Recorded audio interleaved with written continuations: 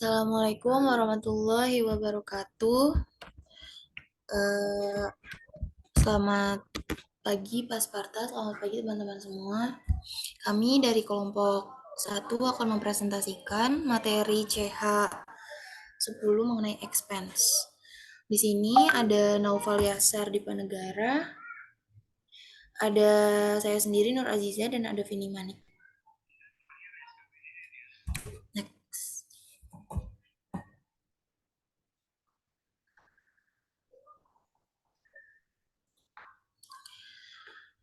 Badan usaha terlibat dalam berbagai kegiatan yang menghasilkan pendapatan yang dapat menimbulkan beban. Menentukan jumlah yang benar untuk dicatat dalam suatu periode akuntansi sangat penting karena mempengaruhi perusahaan dan memberikan laporan keuangan dan laporan performa. Next.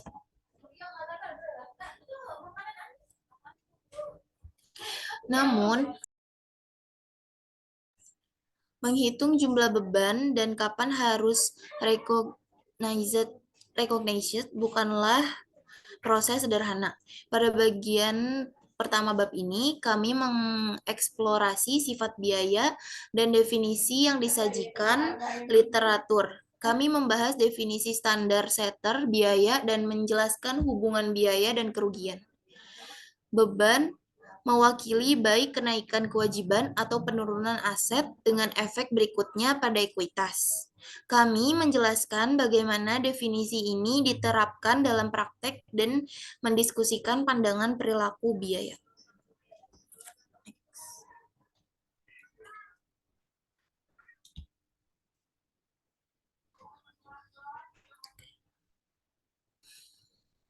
Pengakuan kriteria biaya sangat penting untuk praktik akuntansi. Dalam bagian kedua bab ini, kita membahas panduan yang diberikan dalam standar akuntansi IASB atau AASB kerangka dan untuk pengakuan serta pengukuran beban. Kami menjelajahi bagaimana beban ditentukan dengan menggunakan pendekatan yang cocok. Metode mengalokasikan biaya atau penyebab dan akibat alokasi sistematis dan rasional serta pengakuan langsung yang diuraikan. Praktik-praktik yang ada seperti pencocokan dan konservatisme menimbulkan masalah bagi pembuat standar akuntansi dan auditor. Next.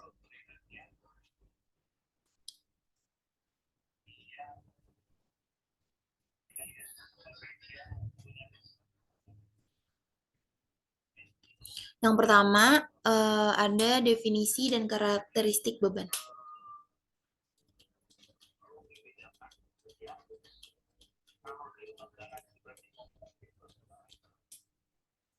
Next.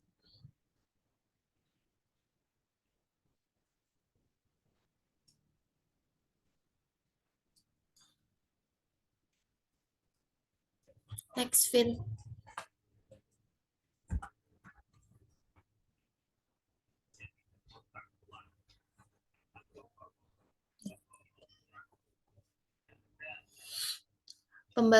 Pembahasan aktiva, kewajiban dan ekuitas, serta pendapatan menyediakan beberapa latar belakang bagi kita untuk memahami sifat beban.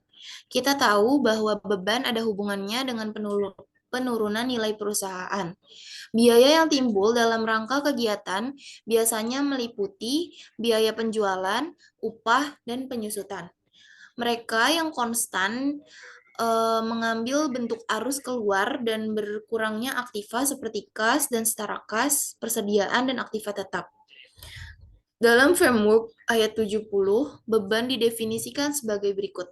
Beban adalah penurunan manfaat ekonomi selama periode akuntansi dalam bentuk arus keluar atau depresi aset atau depletion incurrences aset atau kewajiban yang mengakibatkan penurunan ekuitas selain yang berkaitan dengan distribusi kepada peserta ekuitas. Next.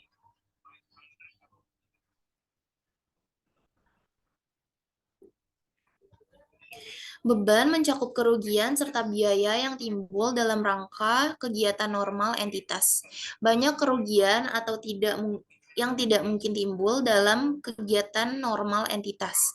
Namun, kerangka menyatakan bahwa kerugian mewakili penurunan manfaat ekonomi dan karena itu tidak berbeda tidak berbeda dari biaya lainnya. Oleh karena itu, mereka tidak dianggap sebagai elemen terpisah. Perusahaan telah berusaha untuk membedakan antara biaya dan kerugian yang terjadi dalam dan di luar aktivitas normal dengan mengelompokkan item sebagai normal atau luar biasa dalam laporan laba rugi. Praktik ini tidak diperkenankan dalam IAS 1 atau 101 atau AASB Penyajian Laporan Keuangan paragraf 85 menyatakan bahwa suatu entitas tidak harus menunjukkan item apapun, pendapatan atau beban sebagai pos luar biasa, emphasizing definitons kerangka yang mencakup biaya. Kerangka kerja ini menunjukkan bahwa penggunaan dari aset memerlukan biaya entitas. Hal ini sesuai dengan argumen sebelumnya bahwa biaya merupakan perubahan nilai. Perubahan nilai mengacu pada pengorbanan yang harus membuat perusahaan untuk memperoleh layanan. Jika tidak ada biaya untuk perusahaan, maka tidak ada beban. Next.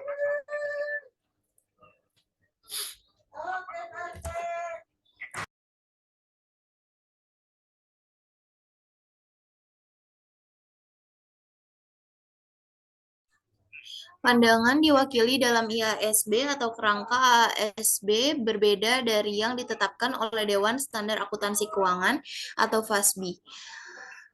Konsep pernyataan nomor 6 ayat 69 membedakan antara biaya dan kerugian.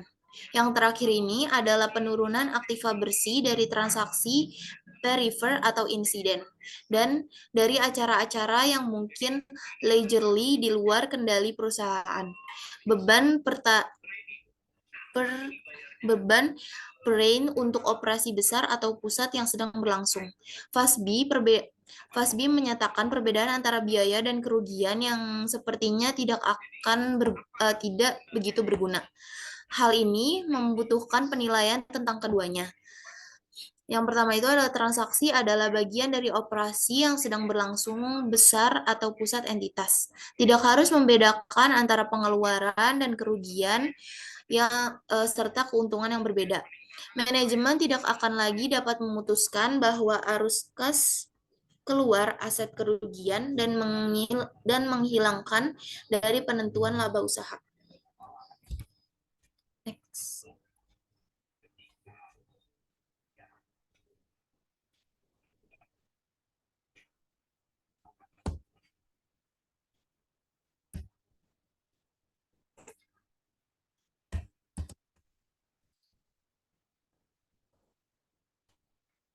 Spin.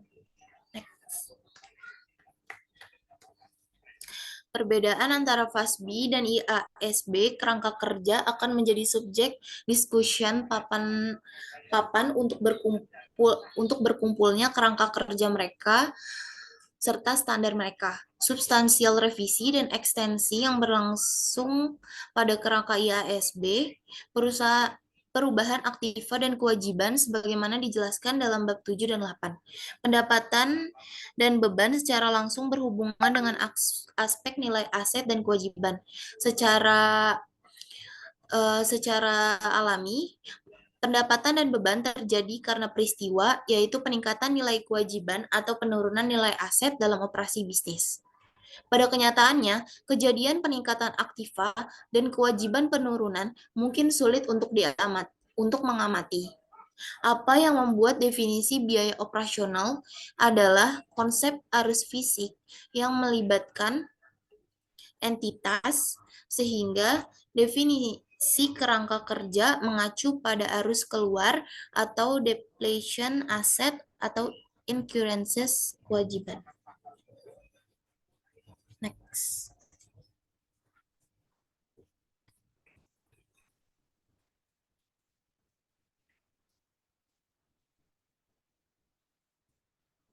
Perbedaan antara FASB dan IASB. Next, Vin. Udah next belum?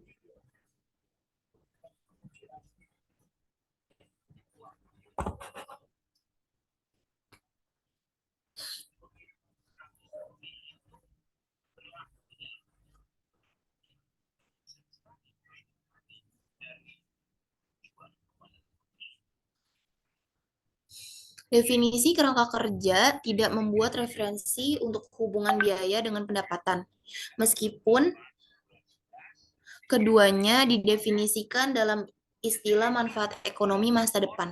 Meskipun pendapatan dan beban terjadi sebagai bentuk perusahaan melakukan kegiatan yang akan menghasilkan keuntungan. Itu jauh lebih baik untuk pendapatan berkolerasi dengan peristiwa aktual produksi dan penjualan serta biaya berkolerasi dengan menggunakan semua barang atau jasa yang mendukung peristiwa-peristiwa, bukan dengan peristiwa itu sendiri. Definisi dalam kerangka semua berputar di sekitar manfaat ekonomi dan masa depan, sehingga menjamin konsistensi mereka dengan menggunakan definisi aset sebagai titik acuan. Studi kasus 101 yang membahas isu-isu yang berkaitan dengan emisi karbon dan mempertimbangkan apakah masuk atau keluar dari manfaat ekonomi yang diharapkan di bawah skema perdagangan. Beban dan biaya kerangka kerja ini menunjukkan bahwa penggunaan dari aset memerlukan biaya entitas. Hal ini sesuai dengan argumen sebelumnya, yaitu biaya merupakan perubahan nilai. Next.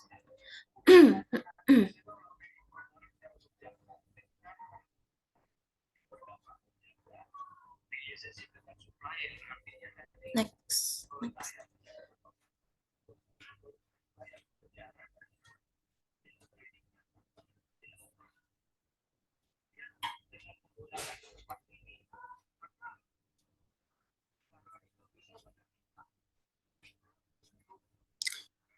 Perubahan nilai mengacu pada pengorbanan yang harus membuat perusahaan memperoleh layanan. Jika tidak ada biaya untuk perusahaan, maka tidak ada biaya.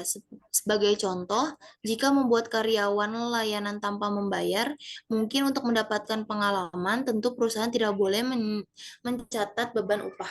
Jika mesin disumbangkan kepada perusahaan dan meskipun aset akan dinyatakan sebesar nilai wajar, maka secara teori akuntansi biaya historical bagi perusahaan untuk merekam penyusutan. Kadang-kadang beban disebut sebagai memperluas biaya. Sebagai contoh, sebuah komite khusus dari Asosiasi Akuntansi American atau AAA pada tahun 1957 disajikan definisi berikut. Beban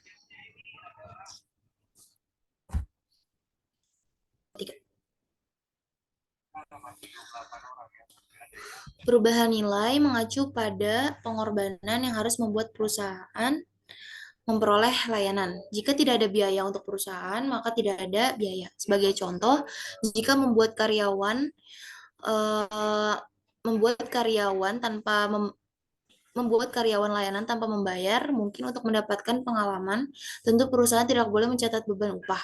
Jika mesin disumbangkan kepada perusahaan dan dan aset akan dinyatakan sebesar nilai wajar, maka secara teori akuntansi biaya historical bagi perusahaan untuk merekam penyusutan. Kadang-kadang beban disebut sebagai memperluas biaya. Sebagai contoh, sebuah komite khusus dari Asosiasi Akuntansi American atau AAA pada tahun 1957 disajikan definisi sebagai berikut. Beban dalam biaya kadaluarsa, langsung atau tidak langsung dengan jangka waktu fiskal, arus barang atau jasa ke pasar, dan operasi yang terkait. Next.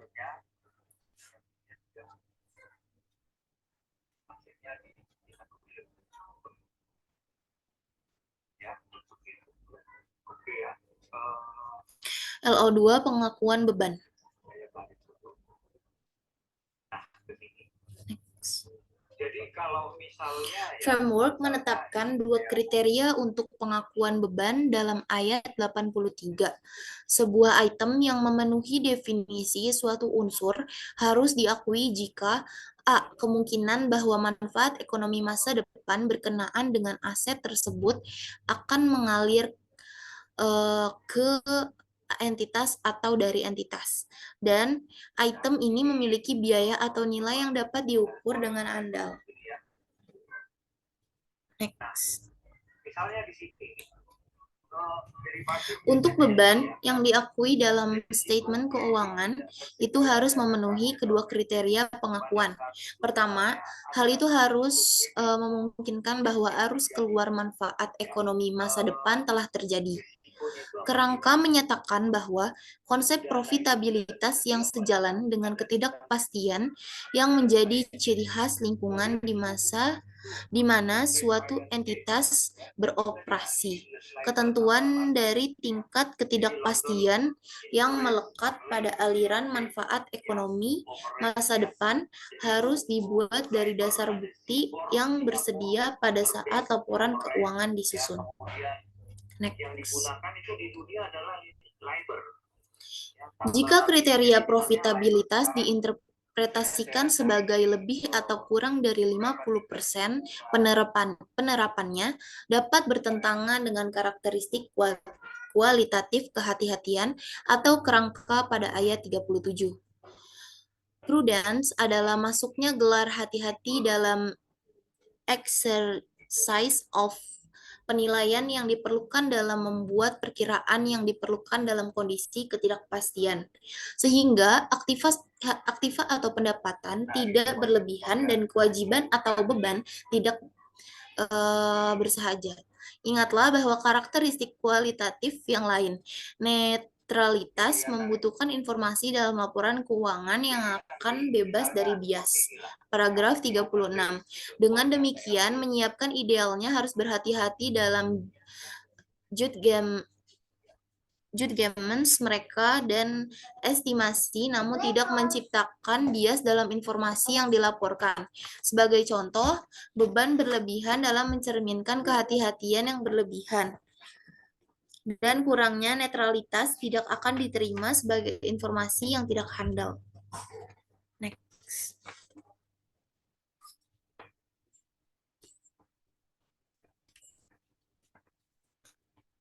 Kriteria kedua, mensyaratkan bahwa biaya dapat diukur dengan kehandalan. Ini memberikan kasus di mana perkiraan SARE diperlukan, misalnya beban penyisipan piutang ragu-ragu, tapi bukti yang tepat untuk mendukung keabsahan perkiraan akan diperlukan. Kerangka ayat 31 menunjukkan informasi yang handal. Ketika bebas dari kesalahan material dan bias, dapat dikendalikan oleh pengguna untuk mewakili faithfully bahwa yang baik dimaksudkan untuk mewakili atau secara wajar dapat diharapkan untuk mewakili. Kerangka kerja ini menunjukkan beban harus diakui dalam laporan laba rugi pada saat penurunan manfaat ekonomi masa depan berhubungan dengan penurunan aset atau kenaikan kewajiban telah timbul dan dapat diukur dengan andal. Paragraf 94. Ini berarti pada dasarnya bahwa pengakuan beban terjadi bersamaan dengan pengakuan kenaikan kewajiban atau penurunan aset. Next. Misalnya, perubahan nilai aset menimbulkan depresiasi, amortisasi, atau beban penurunan nilai. Perubahan nilai kewajiban imbalan kerja menimbulkan keuntungan atau kerugian untuk dimasukkan dalam pendapatan. Dari sudut pandang pembuat standar beban atau kerugian yang timbul setelah perubahan nilai kewajiban.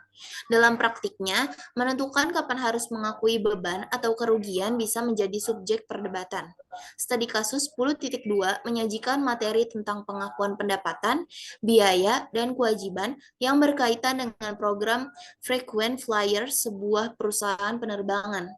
Hal ini menunjukkan bahwa praktik akuntansi yang berlaku untuk titik-titik frequent flyer telah berubah dari waktu ke waktu. Terakhir, dalam menanggapi bimbingan dari IFRIC, Standar IASB, Interpretasi Komite. Next.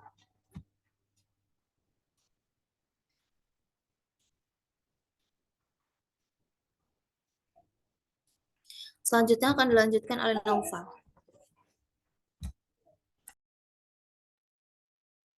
Selanjutnya kita masuk ke learning objektif ketiga, yaitu pengukuran beban atau expense measurement. Next.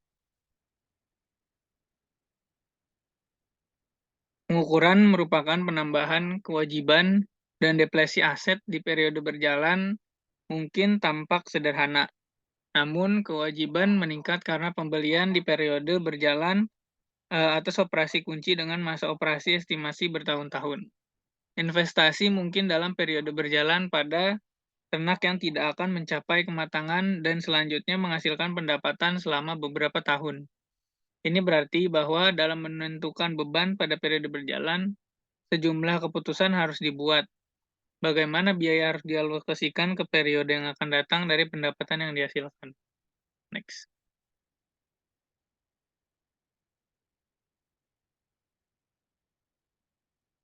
Ada beberapa standar akuntansi yang memberikan panduan mengenai hal-hal seperti itu, tapi menawarkan pilihan dalam metode biaya dan pembagian pendapatan. Sebagai contohnya itu adalah IAS 16 atau ASB 116 tentang aset, dan tetap memungkinkan untuk nilai aset tetap menjadi measure dalam beberapa cara setelah pengakuan, misalnya model biaya atau model penilaian, dan beberapa pilihan penyusutan alternatif misalnya garis lurus atau straight line, nilai berkurang, dan unit metode produksi. Kriteria keputusan yang dimaksud harus didukung oleh konsep akuntansi akrual dan biaya yang sesuai terhadap pendapatan pada periode yang mereka berhubungan. Kompleksitas proses ini dan atas kebijaksanaan yang mendasari dalam adopsi teknik alokasi dan pengukuran merupakan masalah utama bagi mahasiswa akuntansi dan merupakan fokus dari bagian ini. Next.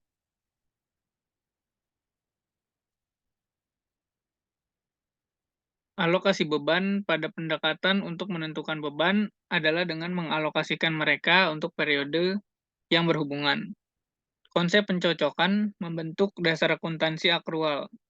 IASB atau kerangka ASB mengakui konsep yang cocok dalam paragraf 95 yang menyatakan beban perusahaan diakui dalam laporan laba rugi atas dasar karang langsung antara biaya yang terjadi dan produk item spesifik laba rugi. Proses pencocokan melibatkan pengakuan simultan atau gabungan pendapatan dan beban yang dihasilkan secara langsung dan bersama-sama dari transaksi yang sama atau peristiwa lainnya. Sebagai contoh, berbagai komponen biaya yang membentuk beban pokok penjualan diakui pada waktu yang sama dengan penghasilan yang diperoleh dari penjualan barang berdasarkan ayat 95. Next.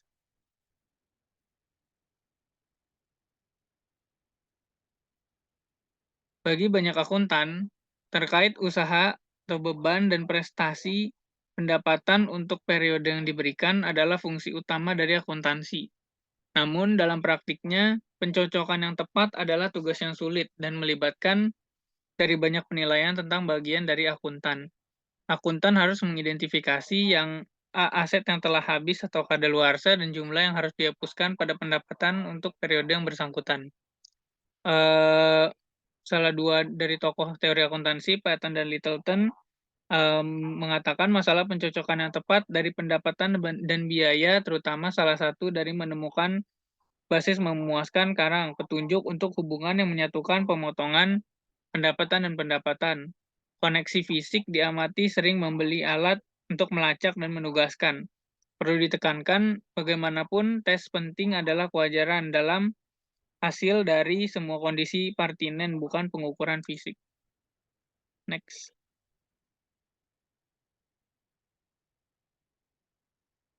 Konsep yang cocok adalah sangat penting dalam akuntansi biaya historis. Ini memandu akuntan di deciding yang seharusnya dibebankan biaya dan dicocokkan terhadap pendapatan untuk periode tersebut. Dan yang biaya tetap belum diselesaikan untuk dicatat sebagai aktiva dalam neraca.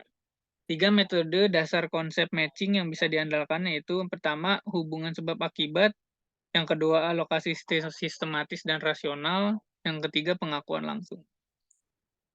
Next. Hubungan sebab akibat.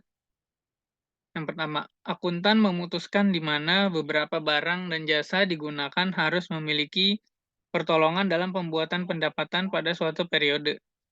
Pendapatan dari menjual produk biasanya berhubungan dengan biaya dari produk yang dijual tersebut. Tidak adanya biaya dari sesuatu penjualan jika tidak adanya pendapatan. Contohnya itu adalah long term contracts. Akuntan tidak secara langsung menghubungkan biaya dengan pendapatan, namun menyamakannya dengan biaya interval waktu. Contohnya itu adalah komisi penjualan, biaya penjualan, dan gaji dan upah. Biasanya masuk akal untuk mengasumsikan bahwa upaya personel penjualan membantu untuk menghasilkan pendapatan penjualan untuk periode berjalan. Oleh karena itu, biasanya usaha mereka itu diwakili oleh komisi atau bonus yang dibayar atau terhutang kepada mereka. Dapat dikaitkan dengan pendapatan saat ini. Demikian pula, pendapatan dari penjualan produk biasanya berhubungan dengan biaya dari produk yang dijual, dan layanan yang diberikan oleh karyawan diasumsikan telah membantu untuk menciptakan pendapatan saat ini. Berdasarkan prinsip pengakuan pendapatan pada bab 9, tidak ada biaya penjualan jika tidak ada pendapatan. Misalnya itu dalam kontrak konstruksi jangka panjang. Ketika metode kontrak selesai, yang digunakan, tidak ada biaya konstruksi yang dicatat selama tidak ada pendapatan konstruksi yang diakui. Biaya yang terjadi dalam proyek ditempatkan dalam akun aktiva. Bila proyek ini selesai dan terjual, kemudian adalah biaya total akumulasi aset ditransfer ke rekening biaya untuk dicocokkan terhadap pendapatan. Asumsinya adalah bahwa pada titik bahwa upaya diwakili oleh beban yang membantu menghasilkan pendapatan. Jika metode persentase penyelesaian yang digunakan, biaya aktual pengerjaan yang terjadi selama periode yang diberikan diasumsikan telah membantu dalam penciptaan pendapatan saat ini. Oleh karena itu, beban dicatat untuk jumlah biaya konstruksi. Bahkan, satu teknik umum untuk memastikan rasio penyelesaian ini untuk menggunakan biaya aktual konstruksi atas biaya konstruksi kotak diharapkan dari proyek. Next.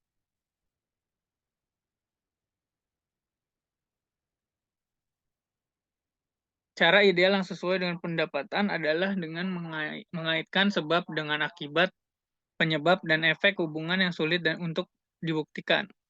Namun, berdasarkan apa yang tampak sebagai pengamatan yang masuk akal, akuntan memutuskan bahwa barang dan jasa yang digunakan harus telah membantu penciptaan pendapatan untuk periode tersebut.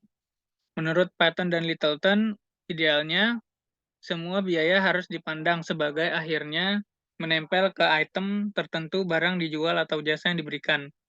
Jika konsepsi ini bisa efektif direalisasikan dalam prakteknya, pemenuhan bersih perusahaan dapat diukur dari segi unit output daripada interval waktu. Dalam situasi yang lebih khas, tingkat kontinuitas kegiatan cenderung untuk mencegah ditemukannya dasar afinitas yang akan mengizinkan assignment meyakinkan dari semua kelas biaya yang timbul untuk operasi-operasi tertentu, departemen, dan akhirnya item produk.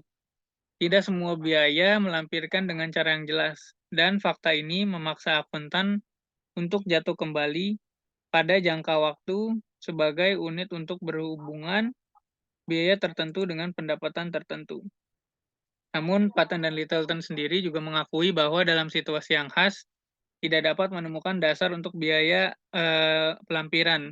Pada dasarnya, akuntan tidak ada biaya yang secara langsung berhubungan dengan pendapatan, tapi biaya untuk interval waktu. Sebuah asumsi yang dibuat bahwa biaya untuk suatu periode tertentu sebagai biaya, oleh karena itu, harus telah membantu untuk menghasilkan pendapatan periode tersebut. Kritik juga menunjukkan bahwa aturan sebab dan akibat menyeratkan bahwa jumlah tertentu dari pendapatan dapat diatribusikan dengan suatu jumlah tertentu. Misalnya total pendapatan 100.000 dan total biaya 60.000. Mari kita katakan bahwa dari jumlah beban seperempat dari pendapatan atau 25.000, tapi akuntan akan membuat pernyataan seperti itu dan tidak yakin dapat dibuktikan. Next.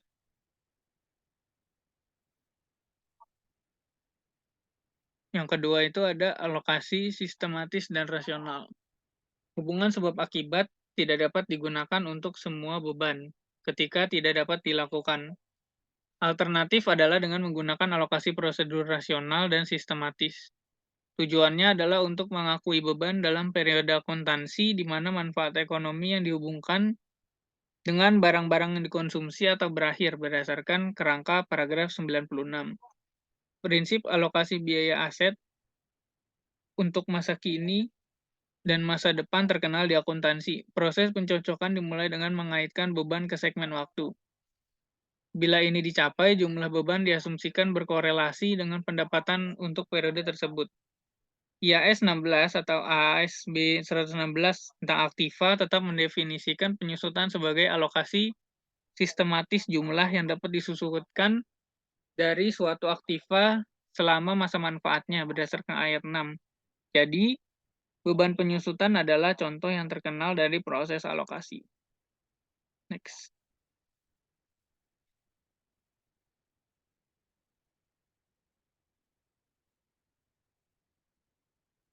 Depresiasi merupakan penurunan dalam nilai suatu aset. Penurunan nilai biasanya dikarenakan penurunan harga nilai pasar. Penurunan tersebut dapat didasarkan karena faktor fisik dan ekonomis. Beban merupakan prosedur di mana biaya yang dialokasikan dalam dan rasional secara sistematis untuk periode di mana imbalan tersebut diharapkan akan diterima.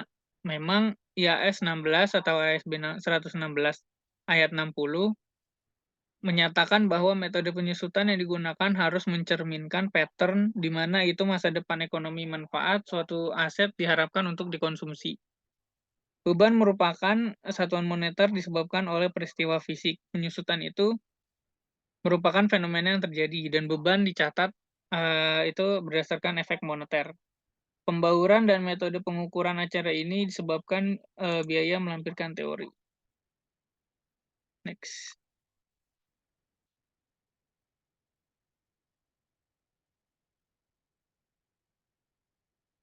Di negara-negara bersatu, komite pada terminologi melihat penyusutan sebagai kelelahan kegunaan. Demikian pula, potensi istilah dalam pelayanan penurunan aset tetap tepat menggambarkan penyusutan. Namun, ada orang lain, termasuk ekonom, yang melihat penyusutan sebagai penurunan nilai aset, yang belum tentu sama dengan posisi yang diambil oleh akuntan. Penurunan nilai biasanya berarti penurunan harga pasar. Akuntan melihat jangka panjang aktiva tidak lancar sebagai kumpulan layanan masa depan yang menjadi lebih kecil dan lebih kecil karena yang pertama faktor-faktor seperti fisik dan keausan melalui penggunaan dan yang kedua faktor ekonomi seperti usang. Penyusutan adalah penurunan atau penurunan yang membandel layanan. Next.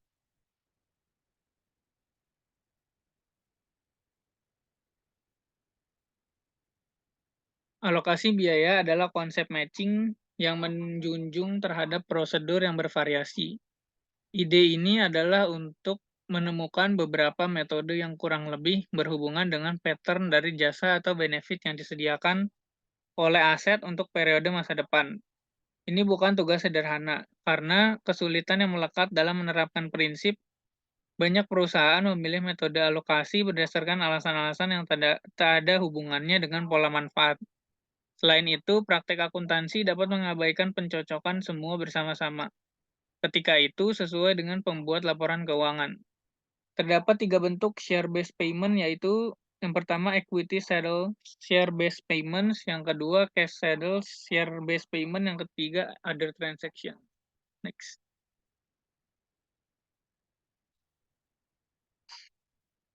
Dengan pemaknaan penyusutan sebagai alokasi nilai perolehan ke dalam masa manfaat aset, maka praktik penyusutan akan sangat dipengaruhi oleh satu metode alokasi, yang kedua nilai yang dapat disusutkan, yang ketiga nilai sisa. Metode alokasi yang sering dilakukan adalah metode garis lurus, unit produksi, dan metode yang dipercepat, dan lain-lain. Next.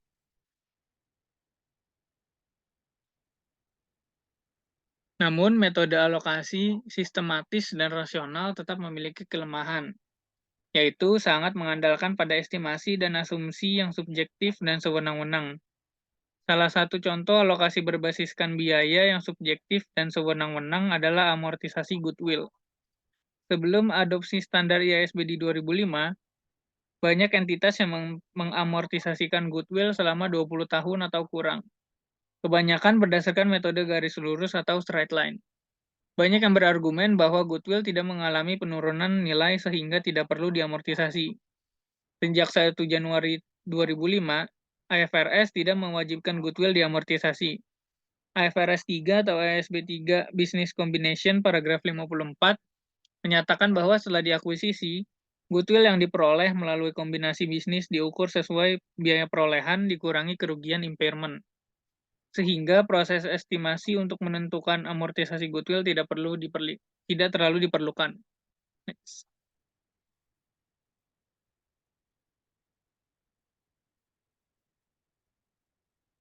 Selanjutnya itu ada 3 pengakuan langsung. Prinsip terakhir untuk pengakuan dan pengukuran biaya dapat dilihat sebagai salah satu yang bertanggung jawab atas kemungkinan lain. Apabila tidak tercakup oleh 2 prinsip pertama, yaitu pengakuan langsung. Sebuah contoh penggunaan pengakuan langsung adalah pencatatan biaya iklan. Pengaruh iklan dapat memiliki manfaat jangka panjang, namun mereka sering sulit untuk ditentukan. Sebagai contoh, pelanggan dapat membeli produk karena mereka dipengaruhi oleh iklan melihat 2 tahun sebelumnya. Karena manfaat tidak dapat ditentukan secara kredibel, biaya iklan biasanya diakui langsung sebagai beban sesuai IAS 138 atau ASB 38 tentang aset berwujud. Standar setter 9 IASB dalam kasus ini memiliki pandangan bahwa pengeluaran penelitian tidak memenuhi kriteria pengakuan untuk sebuah aset, yaitu manfaat ekonomi masa depan yang tidak mungkin atau tidak dapat diukur dengan andal. Next.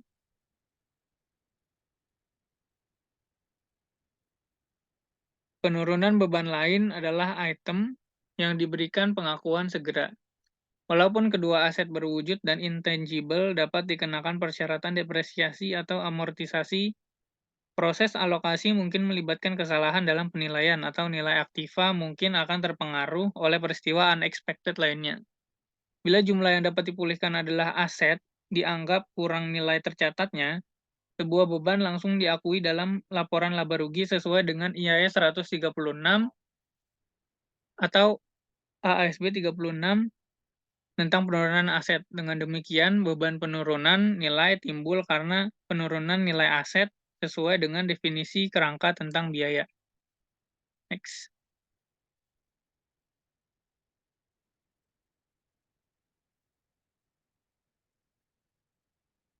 Yang keempat itu ada kritik alokasi. Patton dan Littleton furnish kerangka logis untuk akuntansi konvensional.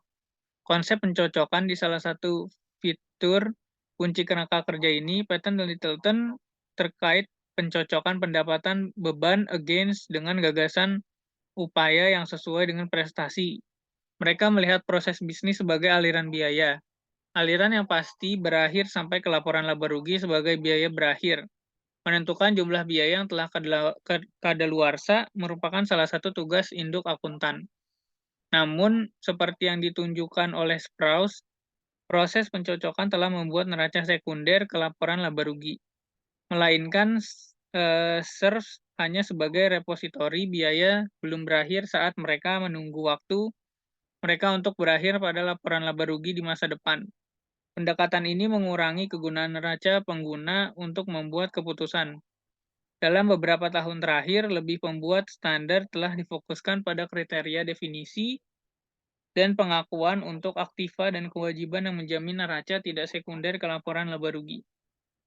Next.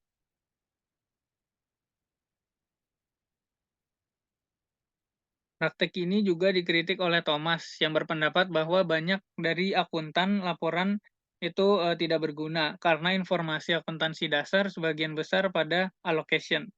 Thomas berpendapat bahwa alokasi teoritis dibenarkan. Untuk menjadi dibenarkan, 3 kriteria yang disarankan itu Pertama, aditif, artinya ketika jumlah yang dialokasikan ditambahkan bersama-sama, total adalah sama seperti sebelum alokasi. Yang kedua, unambiguity, metode alokasi harus menghasilkan alokasi yang unik. Pilihan jelas, dipotong, metode harus dibuat. Cara alokasi yang akan dilakukan harus jelas. Yang ketiga itu ketahanan. Setelah metode alokasi dipilih, orang yang membuat seleksi harus mampu memberikan argumen yang meyakinkan untuk pilihannya dan mempertahankannya terhadap metode alternatif yang mungkin digunakan. Selanjutnya akan dijelaskan oleh Vini.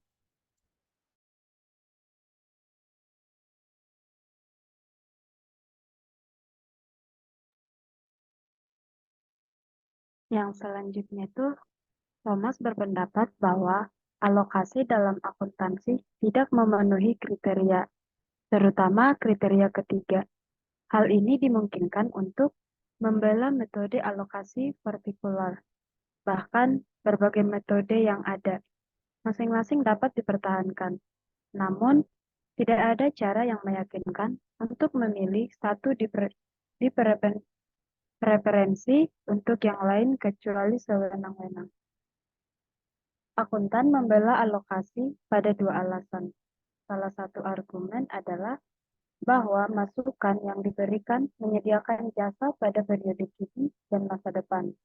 Dan pola alokasi biaya mencerminkan biaya jasa yang diterima pada periode yang diberikan.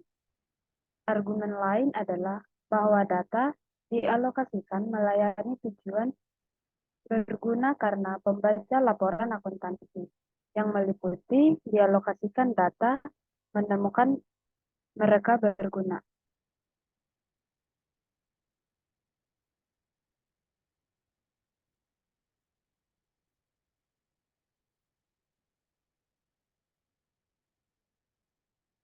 Jika argumen pertama dibuat, Thomas bersikeras bahwa akuntan harus menunjukkan bahwa layanan yang disediakan oleh masukan yang diberikan memberikan kontribusi terhadap jumlah tertentu dari kas atau pendapatan atau penghematan biaya. Tetapi akuntan tidak bisa.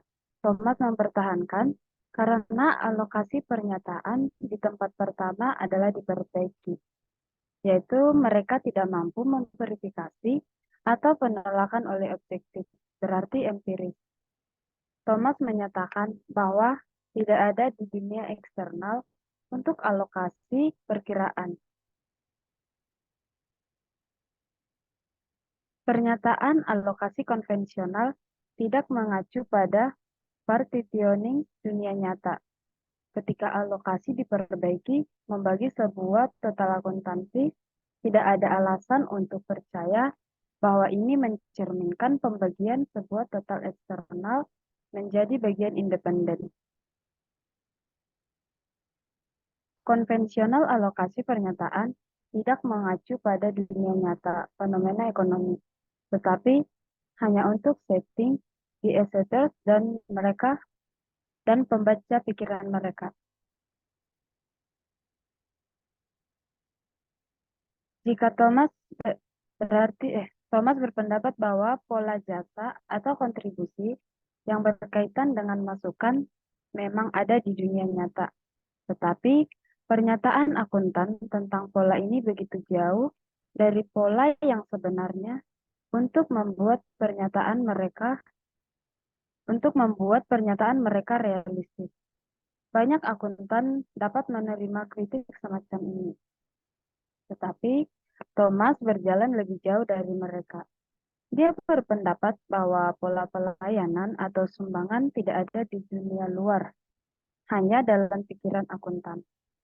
Akuntan telah meyakinkan diri mereka sendiri dan orang lain bahwa divisi tersebut ada, padahal sebenarnya mereka tidak ada.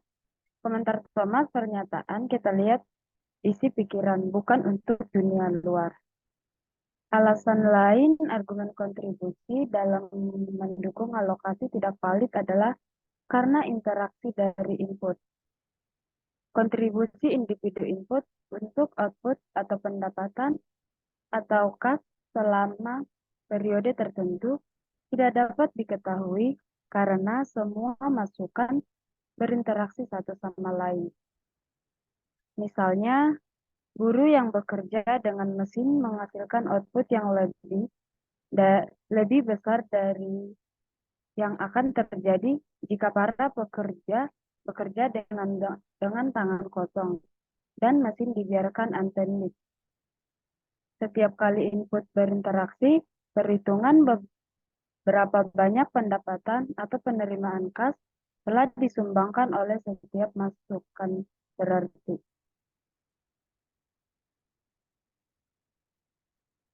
Yang selanjutnya itu ada pertahanan alokasi. Circle dukungan Thomas mengatakan bahwa alokasi yang sewenang-wenang, tapi hanya karena tujuan alokasi tidak dipertahankan. Tujuan dari alokasi sendiri adalah akuntansi konvensional untuk menentukan profit dalam proses pencocokan tergantung pada adanya hubungan sebab unik dan dapat diidentifikasi dan akibat antara biaya dan pendapatan. Tapi ini tidak dapat ditunjukkan sebagai Thomas. Thomas berpendapat tujuan dari alokasi bagaimanapun dapat diubah. Sebagai contoh, bisa jadi berubah menjadi laba untuk periode tersebut akan hasil selisih antara pendapatan yang diakui dan biaya yang dialokasikan untuk periode berdasarkan suatu amortisasi garis lurus. Hal ini mengubah proses laba dari sebab dan efek hubungan tertentu saja.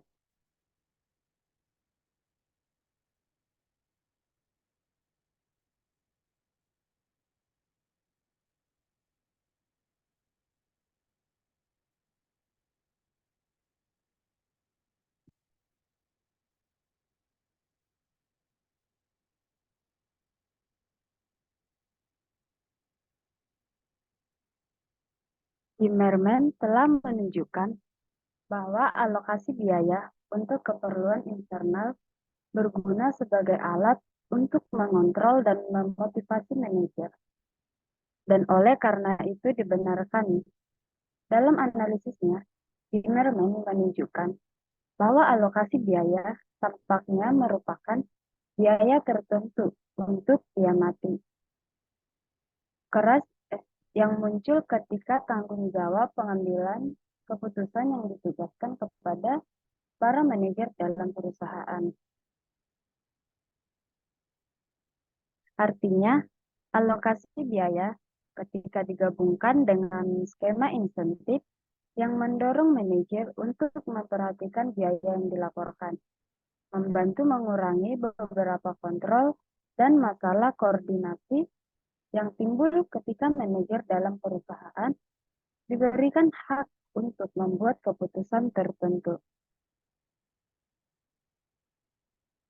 Dia menyimpulkan bahwa selama manfaat dari alokasi biaya atau misalnya biaya keterlambatan lebih sedikit, melebihi biaya alokasi, misalnya biaya pencatatan lebih, menggunakan teknik alokasi rasional.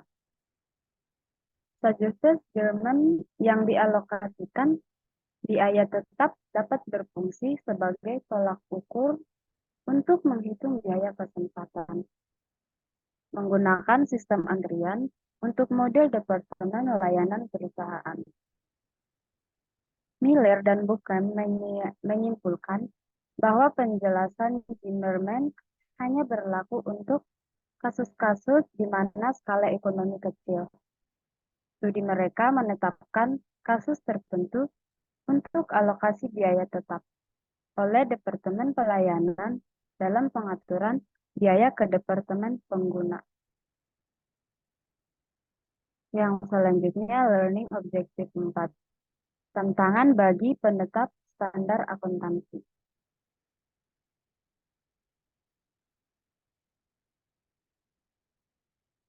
Tantangan bagi pembuat standar akuntansi itu yang pertama ada matching.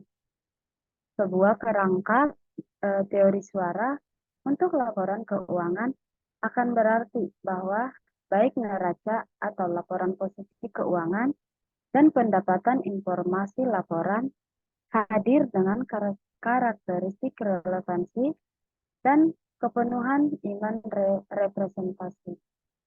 LASB standar telah ditulis dan direvisi selama lebih dari 30 tahun. Kerangka ini bertujuan untuk memberikan definisi umum dan kriteria pengakuan untuk konsistensi antara standar. Kerangka kerja khusus menyatakan bahwa konsep pencocokan tidak harus diterapkan sedemikian rupa untuk memungkinkan pengakuan item dalam neraca yang tidak memenuhi definisi aktiva atau kewajiban, seperti yang tercantum dalam bab 1 pedoman untuk pengakuan pendapatan termasuk dalam IAS 18 atau ASB 11D, menimbulkan item dalam neraca yang tidak memenuhi definisi kerangka, aktiva, atau kewajiban. DLSD adalah menangani ini konsistensi dalam proyek saat ini undertaking.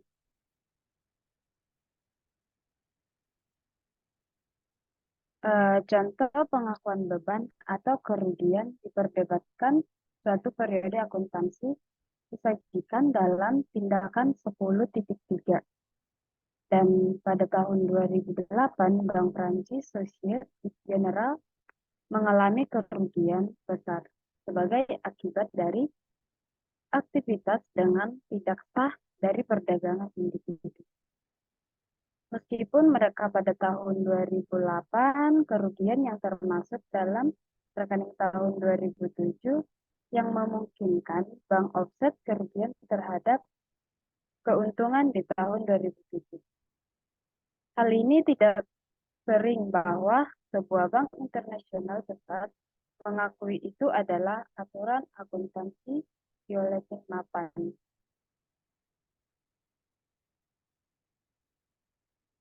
Dalam laporan tahunannya yang dirilis minggu ini, Société Générale dipanggil apa yang dikenal sebagai ketentuan benar dan adil.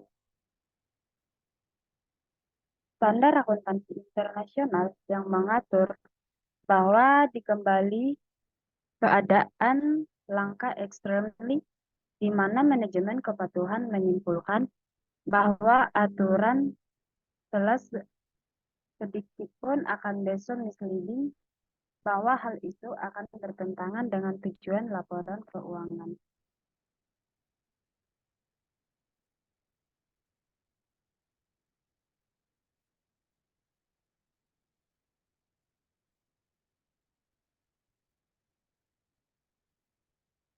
Yang selanjutnya, konservatisme. Konsep matching membutuhkan banyak pertimbangan dalam menentukan apakah jumlah yang diberikan biaya berlaku untuk masa depan atau periode saat ini. Perlu dicatat bahwa akuntan permintaan bukti objektif untuk pengakuan pendapatan. Tapi ada di diskusi terbatas bukti objektif dalam kaitannya pada beban. Sebaliknya, permohonan adalah untuk wajar, suatu kewajiban, tetapi standar rasionalis dalam menerapkan konsep matching. Ini adalah penerimaan umum prosedur. Apapun yang dianggap sebagai praktek yang diterima dianggap wajar dan sesuai. Sebagai contoh, cara untuk menangani persediaan adalah untuk beban mereka dengan menggunakan salah satu metode yang diterima seperti FIFO atau biaya rata-rata. Dan cara untuk menangani pabrik dan peralatan adalah untuk terdepresiasi mereka dengan menggunakan salah satu metode depresiasi diterima.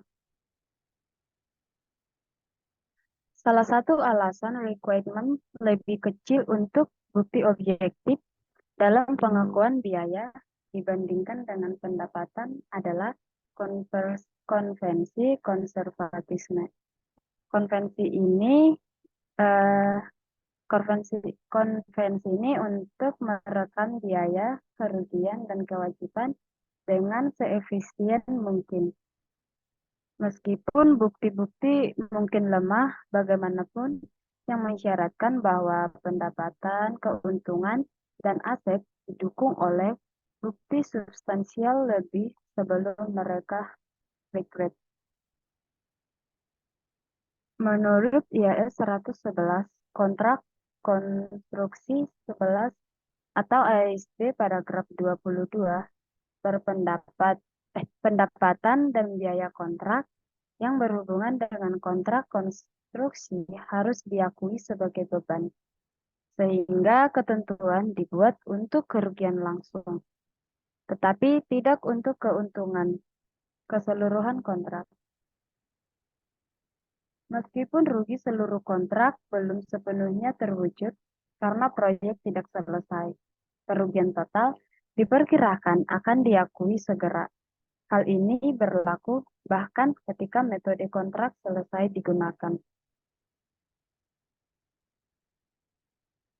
Beberapa berpendapat konservatisme yang mendasari kriteria probability dan kehandalan yang dianut di framework.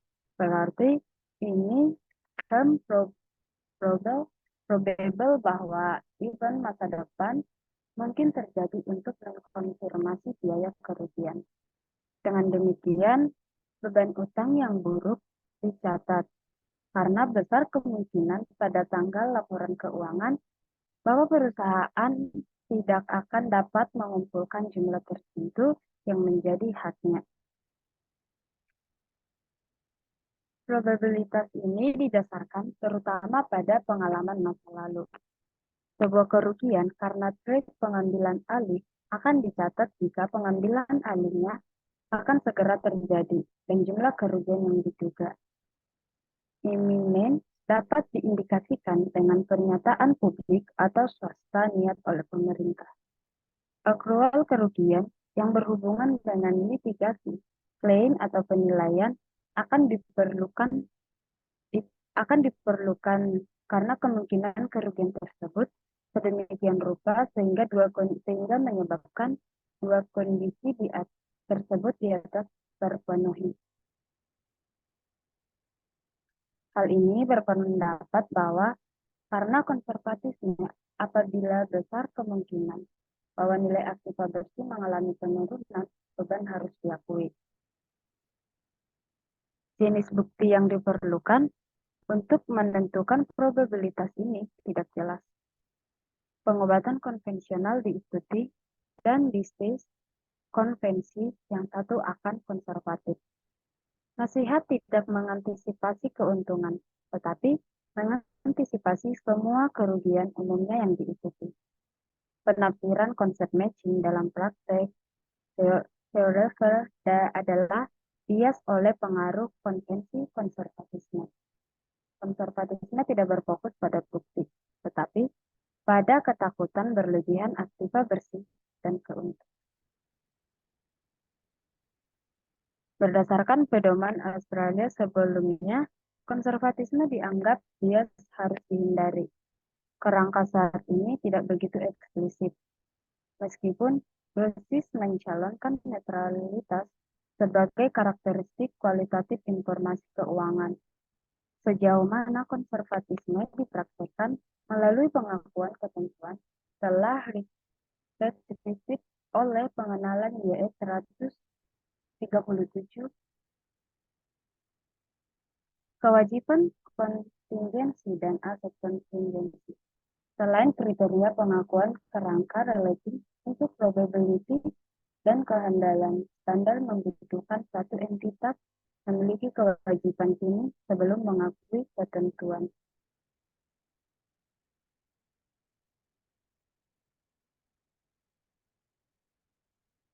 Dengan demikian, ketentuan tidak dapat diakui, kecuali jika entitas tersebut tidak dapat menghindari pertemuan kewajiban, yaitu tidak memiliki alternatif realistis untuk menyelesaikan kewajiban. Akibatnya, kemampuan manajemen untuk membuat ketentuan yang mengurangi pendapatan pada periode saat ini dan memungkinkan untuk pendapatan akan meningkat di masa mendatang. Ketentuan seperti ini untuk pemeliharaan dan restrukturisasi tidak dapat termasuk dalam laporan keuangan kecuali kriteria pengakuan. Moreover, penyisihan untuk pemeliharaan harus mencerminkan kewajiban untuk pihak eksternal.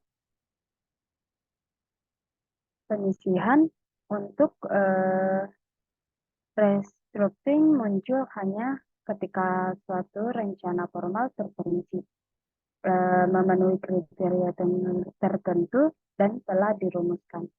Selain itu, standar yang menyatakan kewajiban kontingensi tidak dapat dikenali, yaitu termasuk dalam biaya periode, karena kewajiban kontingensi tidak memenuhi kriteria pengakuan, dan itu tidak dapat dikenali dan tidak menyediakan sarana untuk melebih-lebihkan biaya, dengan demikian menyajikan pandangan konservatif posisi keuangan dan kinerjanya.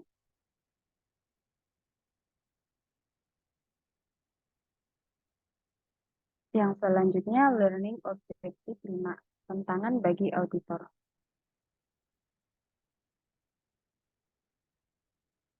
Auditor menghadapi isu-isu sekelilingnya yang distinction antara beban dan aset, periode di mana beban diakui, dan pengukurannya yang sesuai dengan biaya. Definisi biaya dalam kerangka paragraf 70 seperti penurunan manfaat ekonomi dalam bentuk arus keluar atau depletion aset memfokuskan perhatian pada pilihan antara beban, mendebit atau aset saat merekam arus keluar aset atau tingginya kewajiban.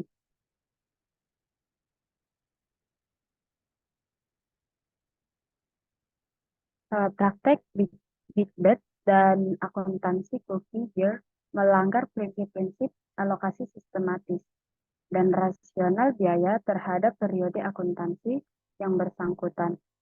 Auditor bisa terpengaruh untuk memberikan perhatian lebih terhadap kemungkinan bahwa beban overstate dari understate karena yakin bahwa pendekatan konservatif untuk pengukuran laba sangat diperlukan. Bagaimanapun, kenetralan kerangka sebagai karakteristik kualitatif yang diperlukan dan pengenalan IAS 37 atau HASD 137 akan muncul untuk memaksa auditor untuk mendapatkan bukti yang cukup untuk memastikan bahwa mereka tidak menimbulkan akun dengan beban yang tinggi.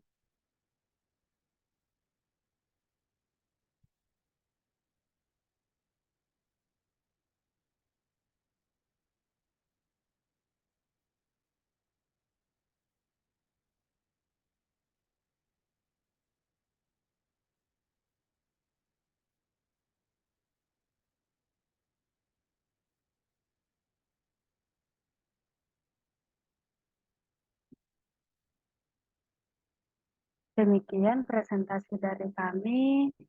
Sekian dan terima kasih. Semoga bermanfaat.